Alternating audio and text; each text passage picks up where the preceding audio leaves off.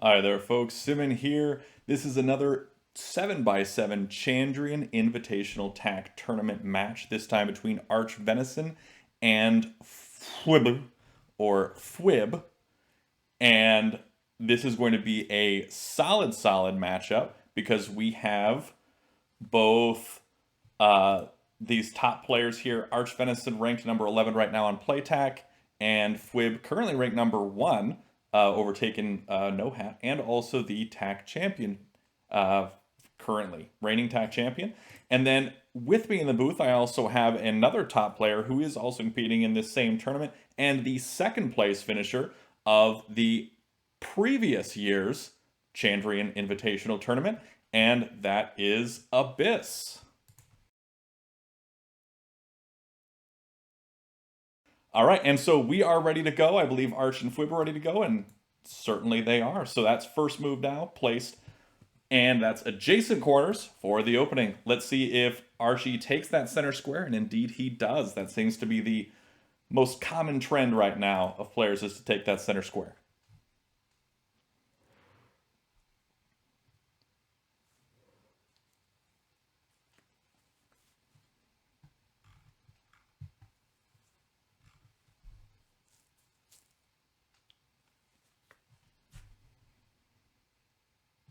Yeah, I really like it, but we have seen that in 6x6s that Knight's opening is very strong, and that kind of is a little bit away from that. Granted, this is a different board configuration because it's 7x7. It does have an actual center square, so that probably affects things. Ooh, and the first capstone.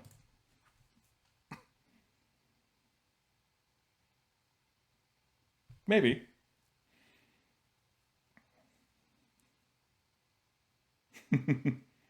It's kind of that mirrored opening, except it's reversed. Instead of it going vertically, how you'd see on a mirrored opening, typically it's where white's playing up above and black playing below here. I don't know. I like both of their positions right here. I might like black's a little bit better, to be honest, despite white having momentum.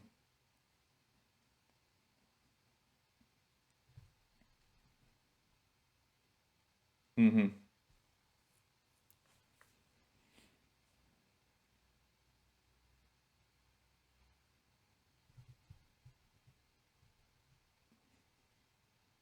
Yeah. I think he's intending to be able to switch gears and change directions, but he's probably going to want to place at D1 if he wants to do that because black is going to be making that threat here pretty soon. And he does go for the D1.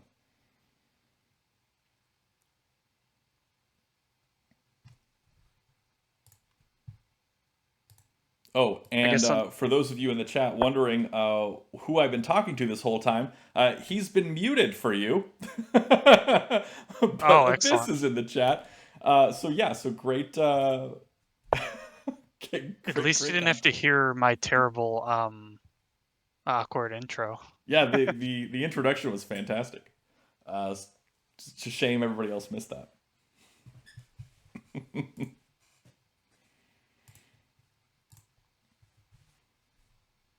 All Let's see. We right. got a capture on C1. I was wondering if that was Archie's intent, but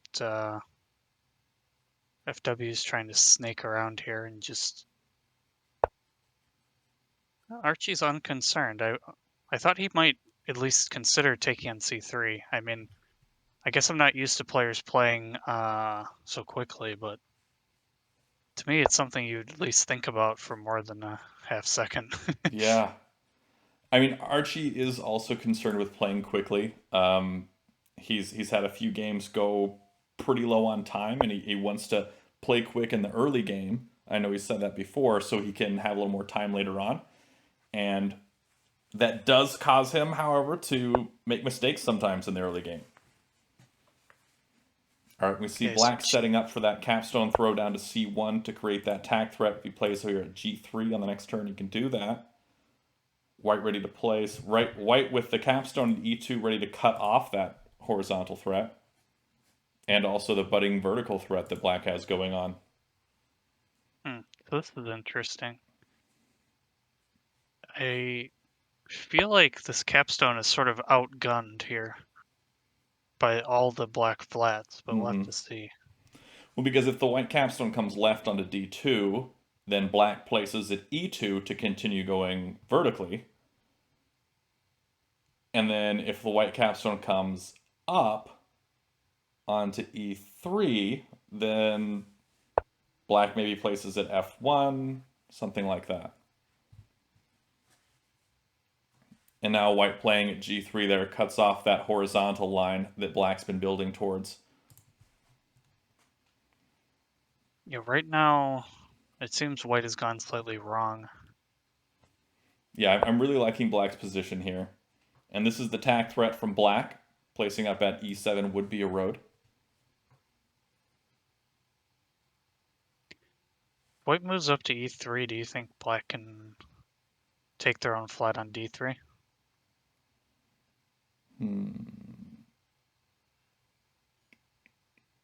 With the capstone, you mean? Yeah, Yeah, it's actually not a bad move. It's not one that I would have thought of, but I kind of like it. you probably don't have to. You could probably just play e2 with the same, Yeah. just kind of softly pinning it, but Yeah, that works for me. Instead, he's playing over at g2. Gonna go for that horizontal line again. e2 is a weird one. Well, it makes sense. I mean, f2 comes out to stop it, but f1 comes down, and now he's ready to come down onto g1 there and make that tack threat. Ooh, Archie takes first. You're just inviting a wall, yeah. Mm-hmm. But instead, a flat comes down. Interesting. I guess he's just gonna go vertical again. Yeah, black can place at g4 the next turn, but white places there first. f5's fine too. Yeah, Same point. works for it.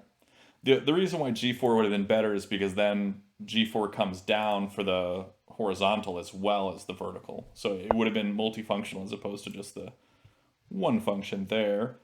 White continuing to go for that. Black can place at e7 to make that tack threat.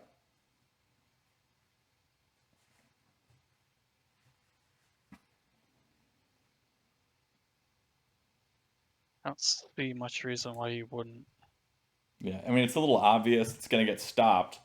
So you got to think about how is white going to stop the threat, and then how can you make that to work into your advantage? Yeah, in this case, it doesn't seem like white has anything that they're that excited about doing. Like, okay, they can maybe take on e5, but you can take back with f5 if you want to. It doesn't continue the threat, but I don't know. Yeah. He's actually taking a little bit of time here for the first time. Mm-hmm. And he Takes on comes over f4. with the capstone. Interesting. So yeah, that does make the vertical threat. But he's also potentially threatening to come right onto g4 for whatever reason and come down onto g2 with the capstone. Any other reasons he could do something else? There's a lot of things he can do from this position.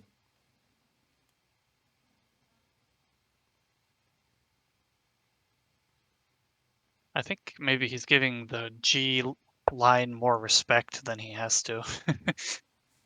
But Maybe. because now he is down a tempo. Mm-hmm.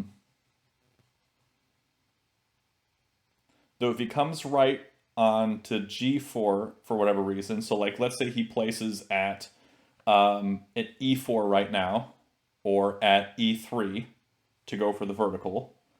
If he places at e3 or e4 and white just continues on g, he can bring the capstone over, threaten to come down onto g2, which would then be a horizontal threat. And so I can see that working. And now if white fills in at e3 to stop that, black plays at e2 to be able to throw that capstone right and connect there. So yeah, there's a lot he can do here.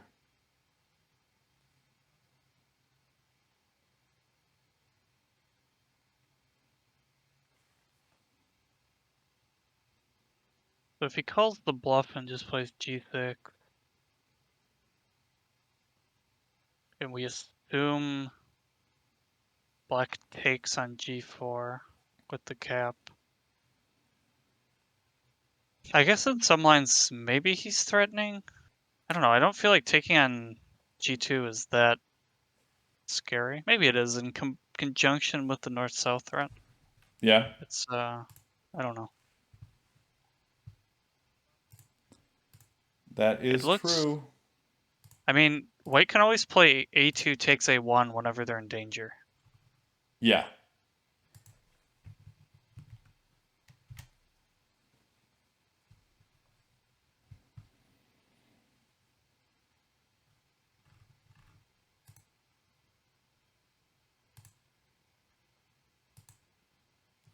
So I feel like for white, maybe getting black to take on g4 is a good thing, but at the same time, like what does white actually have in this position? Yeah, white doesn't have too much. I mean, going again for g6, going for the vertical just gets killed pretty quick. White could go for the vertical later on. I mean, maybe going for something like d6 might be good because then it can come right and cut off that e6 line. And it's also working towards the vertical, placing it b4 at some point and then d7 along the line, along the road. But like playing for those might be nice.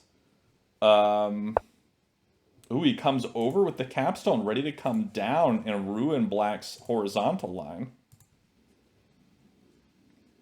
and the Okay, vertical. practically speaking, I like this because white's position looked pretty awful, and Yeah, now he's at least trying to make something happen. and he can make a solid threat here on the next turn by spreading down with that capstone stack. Doing 2d4 minus 1 1 would be a attack threat in the horizontal direction, and a pretty decent one, too.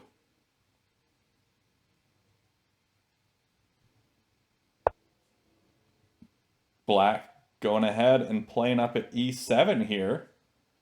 That's surprising. I would have expected maybe e3 instead, but yeah, we'll see if that capstone on d4 comes down.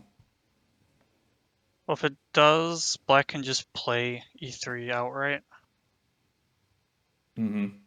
Yeah, that's It true. blocks the threat, makes his own threat. Yeah, but I think he wanted to have.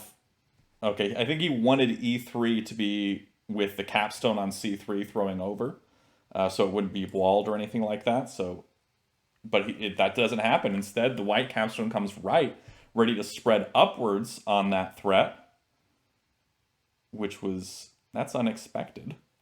Well, I see your point, but if white is to throw a wall on e3 in that position, then they might as well hit the resign button, right? Yeah. And so So now it looks like c4 is being placed here from black. Black gonna switch gears, go for the vertical over to the left instead of off to the right. White content to cut that off with a flat placed at c5.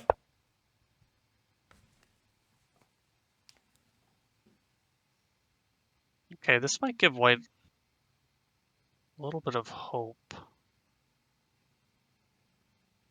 I mean, okay, so there's a sneaky threat.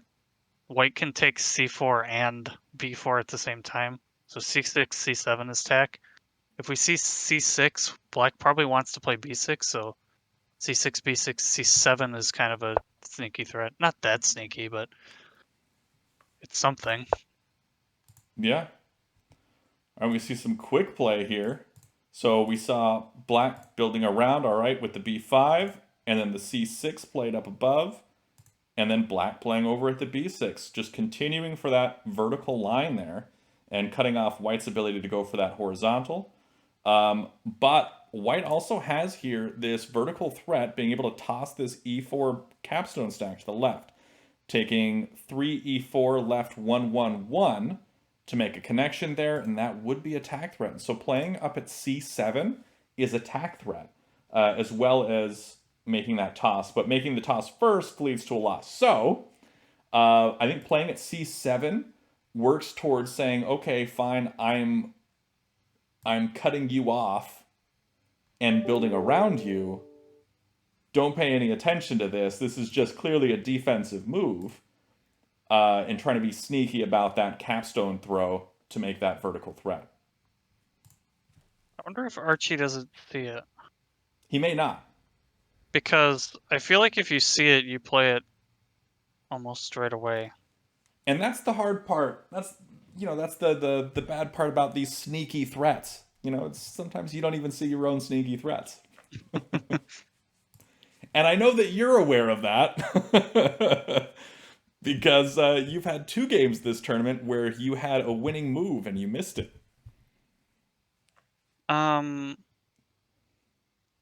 Yeah, but only one of them was relevant. The other game true. I still won. The other game you easily. did still win. Yeah. All right, so Archie did make the C7 move here. So this is attack threat, a fairly sneaky one from White. We'll see how Black responds if they see that. Looks like they missed it. White can now take this and win with a road. And they do. Yep. Archvenison wins with a road here, a sneaky threat that fwwwwwibib was unable to see despite having so much time on the clock. Needed to take a little bit more time to view that move, it looks like. Yeah, it's I mean, I don't want to speak about time management because a lot of people find my strategy to be quite bad, but to me, I'd rather spend a lot of time and lose with low time because I'm in trouble rather than lose with 17 minutes on the clock. So Absolutely, yeah. it's a delicate a delicate dance. But not everybody else can play 35 turns with 10 seconds left on their clock like you can. So, why can't they? They have more time than they started with. They played 27 moves with 20 seconds on the clock. That's true. If you think That's about true. If you do think about it, that is the case. So there we go. But anyway, that was a fantastic game. It was well played from both players. Archie with that sneaky threat. Gotta keep an eye out for those. But anyway, thanks everybody for watching. Be sure to check out the description below for all things TAK, especially the TAK Discord server, which is where you can find all sorts of resources like people to play with online at playtak.com or right through the Discord server itself playing asynchronously. And that is a whole lot of fun. If you only have a few minutes a day to play some TAK, that is a great place to do it. Thanks again to Abyss for joining me for this Chandrian Tak Invitational game. And thanks everybody again for watching, and until next time, have a great day and happy tacking.